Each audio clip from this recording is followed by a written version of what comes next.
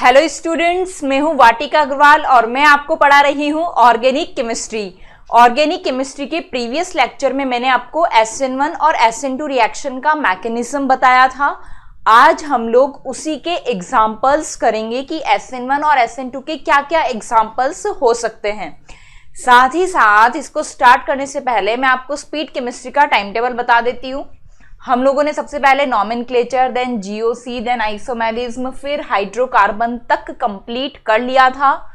अभी हम लोग जो टॉपिक पढ़ रहे हैं वो है हैलोजन डेरिवेटिव्स।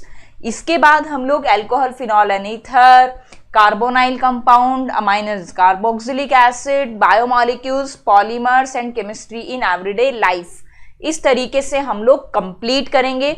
तो बच्चों, आज का टॉपिक स्टार्ट करते हैं।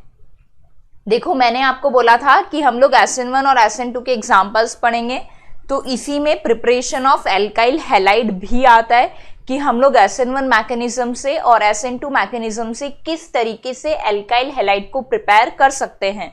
आप लोग प्रिपरेशन ऑफ एल्काइल हैलाइड पहले वाले लेक्चर में भी पढ़ चुके हैं, जहां की हम लोगों ने एल्काइल हैलाइड को इलेक्ट्रोफिलिक एडिशन से प्रिपेयर किया था। ठीक है, तो बच्चों यहां पर मैकेनिज्म कुछ डिफरेंट है, क्योंकि अब हम लोग SN1 और SN2 मैकेनिज्म पढ़ चुके हैं, इसलिए हम लोग अब इन प्रिपरेशन मेथड्स को पढ़ रहे हैं। ठीक है बच्चों, तो यहां पर हम लोग क्या क्या पढ़ेंगे कि जो एल्काइल हैलाइड्स हैं वो अल्कोहल्स से बनाए जा सकते हैं, फॉस्फोरस हैलाइड से बनाए जा सकते हैं, थायोनाइल क्लोराइड से बनाए जा सकते हैं, जिसको कि हम लोग डार्जन्स रिएक्शन भी बोलते हैं। बच्चों, ये जो टॉपिक हमारा स्टार्ट होने वाला है, इसमें आप लोग enormous number of name reactions पढ़ोगे और आपको नेम रिएक्शंस बहुत अच्छे से याद करनी है, क्योंकि नेम रिएक्शंस कितनी ही बार पूछ ली जाती है। जैसे कि ये जो डार्जन्स रिएक्शन है, ये भी अपने आप में बहुत इंपॉर्टेंट टॉपिक है। ठीक है बच्चों, next Finkelstein reaction, then Swarts reaction, then Sandmeyer's Borodin Hunsdiecker reaction, फिर बिर्नेबम सिमोनिनी रिएक्शन। हम लोग इन सभी रिएक्शंस को 1 बाय 1 पढ़ेंगे। तो बच्चों, पढ़ने के लिए बिल्कुल तैयार हो जाओ, कंसंट्रेटेड हो जाओ, बहुत ढंग से पढ़ना है तुम्हें, बहुत ध्यान से पढ़ना है। ठीक है, तो स्टार्ट करते हैं बच्चों अल्कोहल्स से। सबसे पहले देखो यहाँ पर क्या होता है अल्कोहल्स में, कि जब हम अल्कोहल्स के थ्रू किसी एल्काइल हैलाइड का प्रिपरेशन कर रहे होते हैं, तो वो SN1 पाथ के थ्रू होता है। यानी कि वहां पर कौन सी रिएक्शन प्रोसीड हो रही होती है? SN1 रिएक्शन प्रोसीड हो रही होती है। जैसे देखो बच्चों, ये कोई अल्कोहल है, इसका रिएक्शन हमने HCl ZnCl2 के साथ कराया। यहाँ पर ये ZnCl2 जो है वो किसकी तरह काम कर रहा है बच्चों? लुईस एसिड की तरह काम कर रहा है। और अगर ये लुईस एसिड की तरह काम कर रहा है तो ये क्या करेगा? इलेक्ट्रॉन पेयर को एक्सेप्ट कर लेगा। तो बच्चों, यहाँ पर ओवरऑल रिएक्शन में देखो होता क्या है कि अल्कोहल का रिएक्शन HCl ZnCl2 से कराने पर इस रिएजेंट को HCl प्लस ZnCl2 को हम लोग कलेक्टिवली लुकास रिएजेंट भी बोल देते हैं। क्या बोल देते हैं बच्चों? लुकास रिएजेंट भी बोल देते हैं। ठीक है, और इसके रिएक्शन से क्या होगा? वही एल्काइल हैलाइड यानी कि OH की जगह पर क्या आ जाएगा? Cl आ जाएगा। ठीक है, अब देखो बच्चों यहां पर क्या होता है, इसके लिए रिएक्टिविटी ऑर्डर क्या होता है अल्कोहल्स का, क्योंकि ये SN1 पाथ के थ्रू हो रही होती है। यानी कि सबसे पहले किसका फॉर्मेशन हो रहा है? कार्बोकेटाइन का फॉर्मेशन हो रहा है। और सबसे ज्यादा स्टेबल कार्बोकेटाइन कौन सा होता है? 3 डिग्री कार्बोकेटाइन होता है, उसके बाद 2 डिग्री और उसके बाद 1 डिग्री। यानी कि सबसे ज्यादा स्टेबिलिटी किसके लिए होती है? 3 डिग्री के लिए, फिर 2 डिग्री के लिए और फिर 1 डिग्री के लिए। तो बच्चों, मैंने जब आपको SN1 रिएक्शन पढ़ाया था तो मैंने आपको बताया था कि जितना ज्यादा स्टेबल कार्बोकेटाइन होगा उसके लिए रेट ऑफ रिएक्शन उतनी ही ज्यादा होगी। यानी कि सबसे ज्यादा जो रिएक्टिविटी होगी बच्चों वो किसके लिए होगी? 3 डिग्री सबस्ट्रेट के लिए होगी, फिर 2 डिग्री सबस्ट्रेट के लिए और फिर 1 डिग्री सबस्ट्रेट के लिए। जैसे देखो बच्चों कि यहां पर वही चीज वापस से बताई हुई है कि reactivity is directly proportional to stability of intermediate carbocation, यानी कि जो रिएक्टिविटी वो डायरेक्टली किसके प्रोपोर्शनल होती है, इंटरमीडिएट कार्बोकेटायन की स्टेबिलिटी के डायरेक्टली प्रोपोर्शनल होती है। तो रिएक्टिविटी ऑर्डर कैसे आएगा बच्चों की, सबसे ज्यादा रिएक्टिविटी किसके लिए आएगी, 3 डिग्री अल्कोहल के लिए, फिर 2 डिग्री अल्कोहल के लिए और फिर 1 डिग्री अल्कोहल के लिए। ठीक है, तो और अगर हम लोग HX के लिए रिएक्टिविटी ऑर्डर देखेंगे बच्चों, तो HX के लिए सबसे ज्यादा रिएक्टिविटी किसकी आएगी, HI की, फिर HBr की और फिर HCl की। ये ऑर्डर क्यों आया है बच्चों, क्योंकि आप लोग पहले भी देख चुके हो कि जो HI होता है वो सबसे ज्यादा स्ट्रॉन्ग एसिड होता है। तो जो जितना ज्यादा स्ट्रॉन्ग एसिड होगा वो उतना ही जल्दी H+ को देगा, और जो जितना जल्दी H+ को देगा उसके लिए रिएक्टिविटी उतनी ही ज्यादा होगी। इसी वजह से HI की रिएक्टिविटी सबसे ज्यादा, फिर HBr की और फिर HCl की रिएक्टिविटी होती है। ठीक है, अगर हम लोग यहाँ पर इसका स्पेशल चीज पढ़ें तो स्पेशल चीज क्या है इसकी कि HCl और ZnCl2 को कलेक्टिवली क्या बोल देते हैं बच्चों, ल्यूकास रिएजेंट बोल देते हैं। और ल्यूकास रिएजेंट्स के साथ जो अल्कोहल्स होते हैं वो हमें क्या शो करते हैं, टर्बिडिटी शो करते हैं। देखो बच्चों क्या होता है कि अगर कोई ल्यूकास रिएजेंट का रिएक्शन आपने अल्कोहल्स के साथ कराया तो हमें व्हाइट कलर की टर्बिडिटी मिलती है, मतलब एक गाढ़ा सा सॉल्यूशन मिलता है। टर्बिडिटी का मतलब एक गाढ़ापन है ना, व्हाइट कलर का एक गाढ़ा सा सॉल्यूशन हमें मिलता है और उसी को हम लोग क्या बोल देते हैं, टर्बिडिटी बोल देते हैं। ठीक है, तो क्या होता है बच्चों कि अगर हम लोग इसके लिए रिएक्टिविटी ऑर्डर की बात करें ना ल्यूकास रिएजेंट के लिए, तो 1 डिग्री अल्कोहल भी ये रिएक्शन देते हैं, 2 डिग्री अल्कोहल भी ये रिएक्शन देते हैं और 3 डिग्री अल्कोहल्स भी रिएक्शन देते हैं। पर सबसे ज्यादा फास्ट रिएक्शन कौन देगा बच्चों, 3 डिग्री अल्कोहल देगा। क्यों देगा 3 डिग्री अल्कोहल, क्योंकि 3 डिग्री अल्कोहल सबसे ज्यादा स्टेबल कार्बोकेटायन फॉर्म करता है। तो क्योंकि 3 डिग्री कार्बोकेटायन की स्टेबिलिटी सबसे ज्यादा होती है, इस वजह से 3 डिग्री अल्कोहल इमीडिएट टर्बिडिटी देता है। जैसे ही HCl और ZnCl2 को डाला वैसे ही टर्बिडिटी शो हो जाती है, जबकि जो 2 डिग्री अल्कोहल है वो टर्बिडिटी देता है आफ्टर 5 मिनट्स, जबकि जो 1 डिग्री अल्कोहल है वो टर्बिडिटी देता है आफ्टर 30 मिनट। क्यों, क्योंकि जो 1 डिग्री अल्कोहल से जो बनने वाला कार्बोकेटायन है उसकी स्टेबिलिटी कंपैरेटिवली कम होती है। ठीक है, फिर हमें क्या क्वेश्चन पूछा हुआ है बच्चों की, number of alcohols which will give immediate turbidity on reaction with Lucas reagent. तो बच्चों इमीडिएट टर्बिडिटी कौन देगा, 3 डिग्री अल्कोहल देगा जो कि ज्यादा स्टेबल कार्बोकेटायन बना रहा है, यानी कि फर्स्ट नंबर ये इमीडिएट टर्बिडिटी देगा, ये नहीं देगा। यहां पर पॉजिटिव चार्ज पॉसिबल नहीं है क्योंकि ये ब्रिज हेड स्ट्रक्चर है, तो ये भी नहीं देगा। ये वाला भी नहीं देगा क्योंकि ये विनाइलिक अल्कोहल है, जल्दी से जल्दी किस में चेंज होना चाहता है, एल्डिहाइड और कीटोन में, यानी कि कीटो कंपाउंड में चेंज होना चाहता है।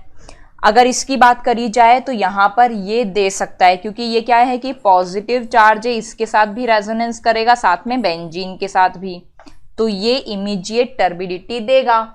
एज इट इज ये वाला भी देगा, 4 नंबर भी एज इट इज। अगर इसकी बात करी जाए तो ये भी रेजोनेंस स्टेबलाइज कार्बोकेटायन होगा, तो ये भी इमीडिएट टर्बिडिटी देगा। तो इस तरीके से हमारे पास इसका जो आंसर आएगा बच्चों वो क्या आएगा, 1 है ना, 2, 3 और 4। इसका आंसर क्या आ जाएगा बच्चों, 4 आ जाएगा। ठीक है, नेक्स्ट क्वेश्चन देखो बच्चों, यहां पर ये कोई अल्कोहल है, इसका HCl और ZnCl2 के साथ रिएक्शन करवाया हुआ है। तो बच्चों सबसे पहले क्या होगा कि ये जो ऑक्सीजन के लोन पेयर हैं ये किसको खा जाएंगे, इस H+ को खा जाएंगे, यानी कि ये इसको OH2+ में चेंज कर देंगे। फिर ये क्योंकि H2O अच्छा लिविंग ग्रुप है, मैंने आपको बताया था कि जो H2O है और जो N2 है ये दोनों ही गुड लिविंग ग्रुप्स होते हैं, तो ये जल्दी से बाहर भाग जाएंगे। यहाँ पर पॉजिटिव चार्ज आएगा। अब ये जो कार्बोकेटायन बना है वो कितने डिग्री है बच्चों, 1 डिग्री है। तो ये रीअरेंज होकर किस में चेंज होना चाहेगा, 3 डिग्री में चेंज होना चाहेगा। यानी कि हमारे पास किसका फॉर्मेशन हो जाएगा बच्चों, 3 डिग्री हैलाइड का फॉर्मेशन हो जाएगा। ठीक है, इस तरीके से। अब क्योंकि ये जो कार्बन था वो कोई कायरल कार्बन था, तो हमें एक कंपाउंड नहीं मिलेगा, हमें इसका मिरर इमेज भी मिलेगा। यानी कि हमें क्या फॉर्म होगा, रैसिमिक मिक्सचर मिलेगा। आपको पता है कि इसके यहां पर जुड़ने की वजह से ये वाला कार्बन भी कैसा हो गया है, कायरल हो गया है। ठीक है, नेक्स्ट देखते हैं बच्चों, ये तो हम लोगों ने एल्कोहल्स से हम लोग किस तरीके से एल्काइल हैलाइड को प्रिपेयर कर सकते हैं, अभी तो हमने ये पढ़ा है। नेक्स्ट जो हम लोग टॉपिक पढ़ रहे हैं वहां पर हम लोग फॉस्फोरस हैलाइड से PX3 या फिर PX5 से हम लोग किस तरीके से एल्काइल हैलाइड बना सकते हैं वो हम लोग देखने वाले हैं। और ये जो पाथ होता है वो कौन सा पाथ होता है बच्चों, SN2 होता है। आपको पता है कि SN2 में रेट डिटरमाइनिंग स्टेप में कितने मॉलिक्यूल्स इन्वॉल्व होते हैं, 2 मॉलिक्यूल्स इन्वॉल्व होते हैं। ठीक है, अब ये कोई अल्कोहल है, इसका रिएक्शन PCl5 के साथ कराया, तो अल्कोहल और PCl5 रिएक्शन करके किसका फॉर्मेशन करेंगे, एल्काइल हैलाइड का फॉर्मेशन करेंगे। ठीक है, ये देखो एल्काइल हैलाइड बना दिया, POCl3 बना दिया और HCl बना दिया। इसको आप लोग इस तरीके से भी अरेंज कर सकते हो। ये कोई ROH है, इसका रिएक्शन आपने PCl5 के साथ करा दिया इस तरीके से। ठीक है, इस तरीके से ऐसे करा दिया आपने, तो ये HCl बाहर निकल गया। ठीक है, इधर से ये RCl बन गया, इधर से ये POCl3 इस तरीके से बाहर चला गया। ठीक है, तो हमारे पास ये जो रिएक्शन हुआ है ये किसके थ्रू हुआ है बच्चों, SN2 पाथ के थ्रू हुआ है। यानी कि इसके लिए जो मैकेनिज्म ऑपरेट हो रहा है वो कौन सा मैकेनिज्म है, SN2 मैकेनिज्म है। ठीक है, अब हम लोग इसका मैकेनिज्म देख लेते हैं, वो कैसे हो रहा है कि अल्कोहल है। अब आपको पता है कि ये जो PX3 है, यहां पर फॉस्फोरस के पास वैकेंट d ऑर्बिटल प्रेजेंट है। तो यहां पर ये जो ऑक्सीजन के लोन पेयर है वो कहां पर आ सकते हैं, फॉस्फोरस के वैकेंट d में आ सकते हैं। तो सबसे पहला जो स्टेप होगा वो ये होगा कि ये ऑक्सीजन के लोन पेयर इस पर अटैक कर रहे होंगे, और ये जो X है वो किसके फॉर्म में बाहर निकल जाएगा, X- के फॉर्म में बाहर निकल जाएगा, और ये एडिटिव स्ट्रक्चर बन जाएगा। प्रोटोनेटेड एल्काइल डाइहेलोफॉस्फाइड का फॉर्मेशन हो जाएगा। फिर सेकेंड स्टेप में क्या होगा बच्चों कि ये जो न्यूक्लियोफाइल है ये इस वाले स्ट्रक्चर पर बैक साइड अटैक करेगा, और बैक साइड अटैक करेगा तो ये पूरा का पूरा एज अ लिविंग ग्रुप बाहर निकल जाएगा। यानी कि अब हमारे पास क्या होगा बच्चों कि RCH2X प्लस PX2OH इसका फॉर्मेशन हो जाएगा। ठीक है, अब यही मैकेनिज्म हमें यहां पर भी लगानी है। कैसे लगाएंगे बच्चों की PBr3 है, अब ये OH की जगह पर क्या आने वाला है, Br आने वाला है। पर अगर ये OH नीचे की तरफ है तो ये जो Br माइनस अटैक करेगा वो ऊपर से करेगा। यानी कि हमें इस Br को ऊपर रखना पड़ेगा और H को नीचे रखना पड़ेगा। ठीक है, क्योंकि जो मैकेनिज्म ऑपरेट हो रही है वो कौन सी मैकेनिज्म है, SN2 मैकेनिज्म है। और SN2 मैकेनिज्म में क्या होता है बच्चों, इन्वर्जन होता है। इस वजह से ये जो OH है जिस तरफ से लिविंग ग्रुप जा रहा है उसके अपोजिट साइड से न्यूक्लियोफाइल आकर अटैक करेगा, तो हमारे पास फाइनली इस प्रोडक्ट का फॉर्मेशन हो जाएगा। ठीक है, ये जो हमारे पास प्रोडक्ट बना है वो कैसा प्रोडक्ट है, इन्वर्टेड प्रोडक्ट है। अब हम लोग बहुत इंपॉर्टेंट रिएक्शन डार्जन रिएक्शन पढ़ने वाले हैं।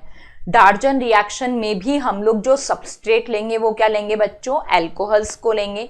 एल्कोहल्स का रिएक्शन हम लोग किससे करवाएंगे, थायोनाइल क्लोराइड से करवाएंगे। तो हमारे पास फाइनली किसका फॉर्मेशन हो जाएगा, एल्काइल हैलाइड का। अब इस डार्जन रिएक्शन की खास बात क्या है कि जो बनने वाला बाई प्रोडक्ट है SO2 और HCl, वो दोनों की दोनों ही गैसियस होती हैं, गैसियस फॉर्म में होती हैं। तो हमें यहाँ पर एल्काइल हैलाइड को अलग से सेपरेट आउट करने की जरूरत नहीं पड़ती। इसी वजह से ये बोला जाता है कि डार्जन रिएक्शन एल्काइल हैलाइड को प्रिपेयर करने के लिए एक अच्छा मेथड है।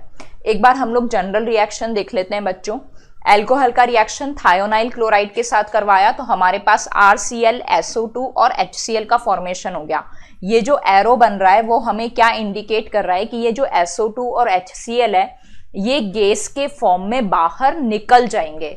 ठीक है, तो अब हमें क्या बोला हुआ है कि the usefulness of this method is that there is no side product which has to be separated, यानी कि यहाँ पर कोई भी बाई प्रोडक्ट ऐसा नहीं है जिसको हमें सेपरेट करने की जरूरत पड़े। Also the side products are gaseous which escape from the reaction mixture and hence giving very good yield, यानी कि हमें जो एल्काइल हैलाइड ऑब्टेन होगा वो बहुत अच्छी यील्ड में ऑब्टेन होगा। ठीक है, अब हम लोग पढ़ेंगे बच्चों, अभी तक तो हम लोगों ने डार्जन रिएक्शन पढ़ी। मैंने आपको 3 प्रिपरेशन मेथड्स पढ़ाए हैं। पहली बात कि ल्यूकास रिएजेंट से हम लोग किस तरीके से एल्काइल हैलाइड को बना सकते हैं। दूसरी चीज कि अगर हमें कोई फॉस्फोरस हैलाइड दे दिया जाए तो उससे किस तरीके से एल्काइल हैलाइड बनेगा। थर्ड रिएक्शन हमने पढ़ी थी डार्जन्स रिएक्शन, जहां की हम लोग एल्काइल हैलाइड ही बना रहे थे, पर वो किससे बना रहे थे, SOCl2 से बना रहे थे। एक चीज याद रखना बच्चों कि अभी तक मैंने आपको जो रिएक्शन पढ़ाई है उनमें मैंने जो सबस्ट्रेट लिया है वो क्या लिया था, एल्कोहल। एल्कोहल का रिएक्शन लूकास रिएजेंट से कराने पर एल्काइल हैलाइड मिला। इसी तरीके से एल्कोहल का रिएक्शन फॉस्फोरस हैलाइड से कराने पर एल्काइल हैलाइड मिल गया। इसी तरीके से एल्कोहल का रिएक्शन SOCl2 के साथ कराने से भी हमें एल्काइल हैलाइड मिल गया। यानी कि अभी तक आपने जो भी रिएक्शंस पढ़ी हैं वहां पर सबस्ट्रेट क्या था बच्चों, एल्कोहल था। ठीक है, अब हम जो रिएक्शंस पढ़ रहे हैं वहां पर सबस्ट्रेट डिफरेंट होगा। ठीक है, अब ये बोला है कि हम लोग हैलाइड एक्सचेंज से भी तो एल्काइल हैलाइड का फॉर्मेशन कर सकते हैं, और उसमें जो फर्स्ट रिएक्शन दी गई है वो कौन सी रिएक्शन है, फिंकेलिस्टीन रिएक्शन। देखो बच्चों, जब हम लोगों ने एल्केन में फ्री रेडिकल सब्स्टिट्यूशन पढ़ा था तो फ्री रेडिकल सब्स्टिट्यूशन में आपने क्या पढ़ा था कि एल्काइल फ्लोराइड और एल्काइल आयोडाइड को बनाना डिफिकल्ट है। क्यों डिफिकल्ट है, क्योंकि जब हम आयोडीन के साथ रिएक्शन करवा रहे थे तो वो रिवर्सिबल रिएक्शन हो जा रही थी, यानी कि हमें जो प्रोडक्ट था वो अच्छी यील्ड में ऑब्टेन नहीं हो रहा था। इसी तरीके से जब हम एल्काइल फ्लोराइड को वहां पर बना रहे थे तो वहां पर क्या था कि वो हाईली एक्सोथर्मिक रिएक्शन थी, यानी कि रिएक्शन को स्टार्ट तो हम करवा सकते हैं पर उसके बाद रोकना हमारे हाथ में नहीं है। यानी कि एक बार रिएक्शन शुरू तो हो जाएगी पर वो कब रुकेगी वो हमें पता नहीं होगा, तो ऐसी रिएक्शन करवाने से कोई फायदा नहीं है। इसका मतलब क्या हुआ कि एल्काइल फ्लोराइड और एल्काइल आयोडाइड को हम लोग फ्री रेडिकल सब्स्टिट्यूशन से नहीं बना पा रहे हैं, तो वो हम किस से बनाएंगे, फिंकेलिस्टीन रिएक्शन से बनाएंगे। फिंकेलिस्टीन रिएक्शन यूज होती है बच्चों एल्काइल आयोडाइड का फॉर्मेशन करने के लिए। एल्काइल आयोडाइड का फॉर्मेशन करने के लिए कौन सी रिएक्शन यूज होती है बच्चों, फिंकेलिस्टीन रिएक्शन। इसी तरीके से इसके जस्ट बाद में आपको स्वार्ट्स रिएक्शन पढ़ाऊंगी, और जो स्वार्ट्स रिएक्शन है वो यूज होती है एल्काइल फ्लोराइड का फॉर्मेशन करने के लिए। किसके लिए यूज होती है बच्चों, एल्काइल फ्लोराइड का फॉर्मेशन करने के लिए। ये चीज आपको ध्यान रखनी है। बाकी तो एक रिएक्शन है, देख लो उसको। हम लोग यहाँ पर एल्काइल क्लोराइड या फिर एल्काइल ब्रोमाइड ले लिए। क्यों लिए ये दोनों, क्योंकि ये दोनों तो आराम से बन जाते हैं फ्री रेडिकल सब्स्टिट्यूशन से, पर एल्काइल फ्लोराइड और एल्काइल आयोडाइड नहीं बन पाता है। ठीक है, इसका रिएक्शन किसके साथ करवाया बच्चों, पोटेशियम आयोडाइड के साथ करा दिया, ड्राई एसीटोन में कराया है। ये रिएक्शन कौन से पाथ से होकर जा रहा है, SN2 पाथ से, यानी कि जो फिंकेलिस्टीन रिएक्शन है वो बेसिकली कौन सा रिएक्शन है बच्चों? SN2 रिएक्शन है। यानी कि यहां पर भी हमें जो प्रोडक्ट ऑब्टेन होगा वो कैसा प्रोडक्ट होगा? इन्वर्टेड प्रोडक्ट होगा, इन्वर्जन प्रोडक्ट होगा। ठीक है, तो हमें यहां पर एल्काइल आयोडाइड मिल गया प्लस KCl या फिर KBr, कुछ भी। ठीक है, अब इसके बाद स्वार्ट्स रिएक्शन पढ़ रहे हैं। कहानी मैंने आपको बता दी कि हम लोग स्वार्ट्स रिएक्शन का यूज क्यों करेंगे? एल्काइल फ्लोराइड का फॉर्मेशन करने के लिए, क्योंकि alkyl fluoride free radical substitution reaction से ऑब्टेन नहीं हो पा रहा है। ठीक है, तो यहां पर ये मैंने CH3Cl लिया है, कोई एल्काइल क्लोराइड ले लिया, इसका रिएक्शन मैंने HgF2 के साथ करा दिया। यहाँ पर हम लोग AgF भी ले सकते हैं, इसके लिए बहुत सारे रिएजेंट्स होते हैं, Ag+, AgF, कुछ भी यूज कर सकते हैं। ठीक है, तो ये रिएक्शन कौन से पाथ के थ्रू होके जाएगा? SN2 पाथ के थ्रू होके जाएगा और हमें फाइनली क्या मिल जाएगा? एल्काइल फ्लोराइड, और एज अ बाई प्रोडक्ट हमें क्या मिल जाएगा? HgCl2। ठीक है, नेक्स्ट रिएक्शन है बच्चों सैंडमेयर रिएक्शन। सैंडमेयर रिएक्शन बच्चों अपने आप में इंपॉर्टेंट रिएक्शन है। ये कितनी ही बार एज अ थ्योरी ही पूछ ली जाती है कि बताओ सैंडमेयर रिएक्शन में क्या होता है, तो आपको पता होना चाहिए कि सैंडमेयर रिएक्शन होती क्या है, क्योंकि नेम रिएक्शन अपने आप में इंपॉर्टेंट ही होती हैं। ठीक है, तो अब यहां पे क्या होगा बच्चों? सैंडमेयर रिएक्शन में हम लोगों ने डाईएजोनियम क्लोराइड की रिएक्शन कॉपर क्लोराइड और HCl के साथ करा दी, तो हमें क्या मिल रहा है बच्चों? क्लोरोबेंजीन मिल रहा है, और जो नाइट्रोजन है वो एज अ बाई प्रोडक्ट बाहर निकल जा रहा है। ठीक है, इसके बाद अगर आप यही रिएक्शन CuBr HBr के साथ कराओगे तो ब्रोमोबेंजीन मिल जाएगा। यानी कि बेसिकली आपको क्या ध्यान रखना है कि सैंडमेयर रिएक्शन के लिए सबस्ट्रेट क्या यूज होता है? Diazonium chloride, diazonium salt use होता है। उसका रिएक्शन हमें किसके साथ कराना है? कॉपर क्लोराइड या फिर कॉपर ब्रोमाइड के साथ। और अगर कॉपर क्लोराइड लिया है तो साथ में उसी का एसिड यानी कि क्या लेना पड़ेगा? HCl लेना पड़ेगा। और अगर कॉपर ब्रोमाइड लिया है तो उसी के साथ हमें क्या लेना पड़ेगा? HBr लेना पड़ेगा। और हमारे पास क्लोरोबेंजीन और ब्रोमोबेंजीन इस तरीके से फॉर्मेशन हो जाएगा। ठीक है, देखो बच्चों N2Cl का रिएक्शन अगर हम Ki के साथ कराएंगे तो हमें क्या मिल रहा है? आयोडोबेंजीन। यानी कि आपने क्या सीखा कि सैंडमेयर रिएक्शन से आप क्लोरोबेंजीन, ब्रोमोबेंजीन, आयोडोबेंजीन सभी का सिंथेसिस करवा सकते हो। यानी कि बेसिकली आप सैंडमेयर रिएक्शन से सारे हेलोबेंजीन्स को सिंथेसाइज कर सकते हो। ठीक है, इसी तरीके से देखो लास्ट इसका क्या है? डाईएजोनियम क्लोराइड का रिएक्शन HbF4 के साथ कराया तो हमें N2 + BF4- मिला। अब यहां से क्या होगा बच्चों? ये एलिमिनेट हो जाएगा और फाइनली हमें मिल जाएगा हीट करने पर फ्लोरोबेंजीन। बाई प्रोडक्ट्स हमारे पास क्या क्या बनेंगे? BF3 और नाइट्रोजन। यानी कि सैंडमेयर रिएक्शन से हमने सारी हेलोबेंजीन्स को सिंथेसाइज कर लिया। ठीक है, नेक्स्ट रिएक्शन है बच्चों बोरोडीन हुंसडीकर रिएक्शन। इस रिएक्शन में क्या होता है कि हमें किसी कार्बोक्सिलिक एसिड का सिल्वर सॉल्ट लेना होता है। क्या करना होता है बच्चों? कार्बोक्सिलिक एसिड का सिल्वर सॉल्ट लेना होता है। साथ ही साथ हम लोग किसको ले लेते हैं? Br2 को ले लेते हैं। हम लोग यहाँ पर नॉन पोलर सॉल्वेंट का यूज करते हैं, तो फाइनली हमें क्या मिल जाता है? एल्काइल ब्रोमाइड ऑब्टेन हो जाता है और बाई प्रोडक्ट्स बन जाते हैं CO2 + AgBr। बच्चों ये वाला रिएक्शन भी बहुत इंपॉर्टेंट है। देखो वैसे तुम्हें ऐसा लग रहा होगा कि मैं तो हर रिएक्शन के लिए बोल रही हूँ कि इंपॉर्टेंट है, पर बच्चों क्या है कि जितने भी नेम रिएक्शंस होते हैं ना, हम लोग दाव नहीं खेल सकते कि कौन सा आएगा और कौन सा नहीं आएगा। ये वाला जो बोरोडीन हुंसडीकर रिएक्शन है ये भी कितनी ही बार आ चुका है, तो कोई फिक्स नहीं है, ये आ भी सकता है वापस से।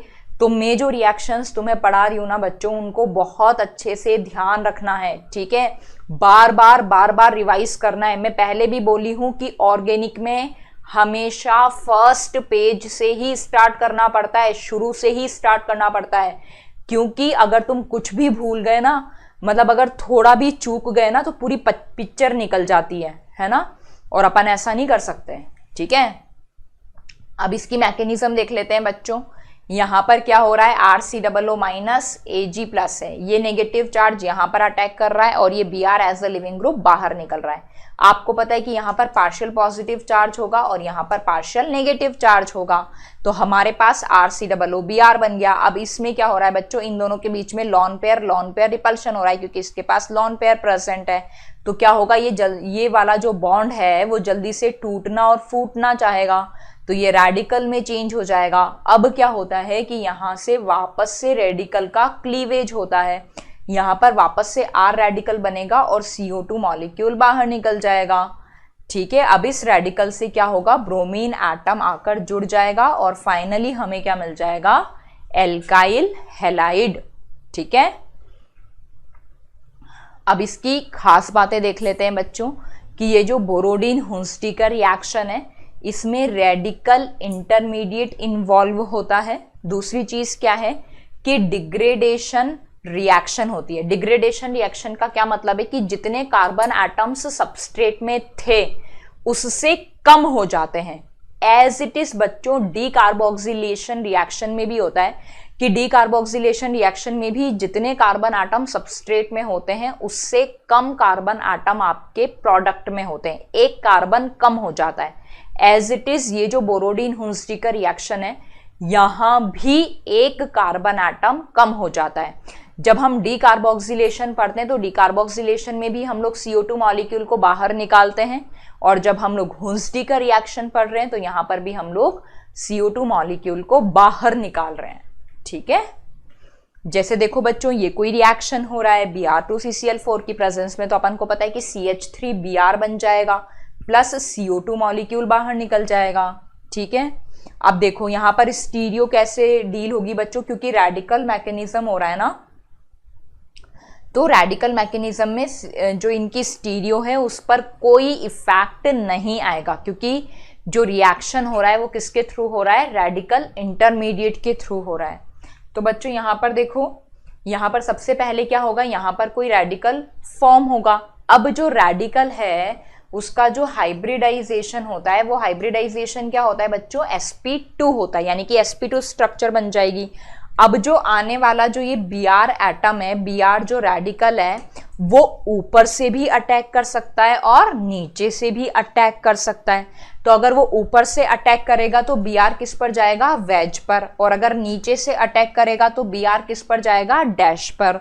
यानी कि इस रिएक्शन से हमें क्या ऑब्टेन होगा बच्चों, रेसिमिक मिक्सचर ऑब्टेन होगा। और ये रेसिमिक मिक्सचर क्यों ऑब्टेन हो रहा है, क्योंकि जो मैकेनिज्म है वो कौन सी हो रही है, फ्री रेडिकल मैकेनिज्म हो रही है। रेडिकल बन रहा है और रेडिकल का हाइब्रिडाइजेशन sp2 होता है, प्लेनर होता है, तो जो p ऑर्बिटल है वैकेंट वो इस तरीके से लाई करता है। तो जो आने वाला जो Br एटम है वो ऊपर से भी आ सकता है और नीचे से भी आ सकता है, इसीलिए हमें यहाँ पर दो ओरिएंटेशंस ऑब्टेन हो रहे हैं, हमें रेसिमिक मिक्सचर ऑब्टेन हो रहा है। ठीक है बच्चों, ये देखो लेबल्ड कार्बन के साथ इसकी रिएक्शन करा दी तो क्या होगा बच्चों, सबसे पहले तो ये जाएगा, ये वाला रेडिकल बनेगा, है ना। अब ये रेडिकल रेजोनेंस भी तो कर सकता है, तो क्योंकि ये रेजोनेंस कर सकता है, ये वाली स्ट्रक्चर बन रही है अपने पास, अब ये रेजोनेंस भी तो कर सकता है, ये कार्बन 14 है, और अगर ये रेजोनेंस करेगा तो हमारे पास ये कुछ बन जाएगा। तो जो Br एटम है वो इस यहां से भी जुड़ सकता है और यहां से भी जुड़ सकता है, इसीलिए हमें यहां पर टोटल कितने प्रोडक्ट्स ऑब्टेन हो रहे हैं, 2 प्रोडक्ट्स ऑब्टेन हो रहे हैं। ठीक है, थर्ड नंबर देखो बच्चों कि अगर यहां पर Br2 की जगह पर I2 ले लिया जाए तो हमारे पास एल्काइल हैलाइड फॉर्म ना होकर क्या चीज फॉर्म होगी, एस्टर का फॉर्मेशन हो जाएगा। इसीलिए अगर हमें एल्काइल हैलाइड का रिएक्शन करवाना है तो या तो हमें किसको लेना है, Br2 को लेना है या फिर Cl2 को लेना है, पर हम लोग यहां पर I2 का यूज नहीं कर सकते।